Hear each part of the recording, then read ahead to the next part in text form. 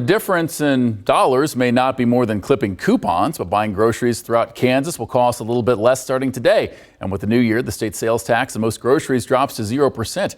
KAKE's Kate Devine spent the day catching up with shoppers as she joins us live in West Wichita to take a look at this. Kate. Yeah, Chris, you never think people could be excited about taxes, but in this case they are. In 2022, when the bill was first introduced, Kansas had one of the highest food sales tax in the nation. But that's not the case anymore. Yeah, it's beautiful. To me, it's a Christmas present. I think it's phenomenal. I'm tickled, yes. That's the best way that we're going to save money at the grocery store. That's a good thing for everybody. It's a very good New Year present. I hope the New Year presents keep coming. The 2022 Acts the Tax Law, as some called it, began a 3-year plan to phase out sales tax on groceries, which at the time was 6.5%.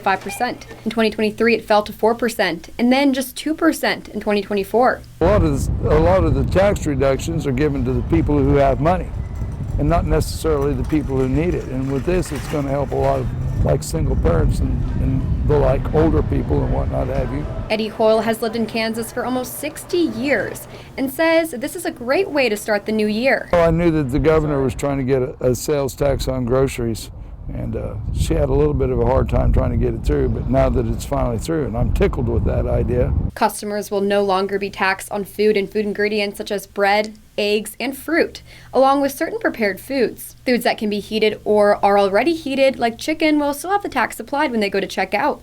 Non-food items like silverware, alcohol, clothes, and toys will be sold at 6.5% sales tax. Especially if we look at this from its inception, when you had 6.5% tax on food.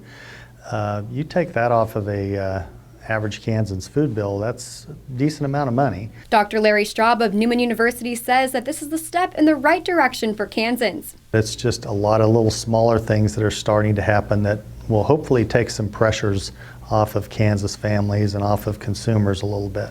While this may take the pressure off a little, Straub says we still have some way to go. Consumers, I think the public still needs to continue to put pressure on corporations, on governments, to right-size some of this stuff and to try to get these things back in the realm of some common sense again. Unfortunately, this doesn't mean there's going to be no sales tax at all. The Kansas Department of Revenue says that Kansans will have 2 lines on their receipts, the county and city sales tax. In West Wichita, Kate Devine, KAKE News, on your side.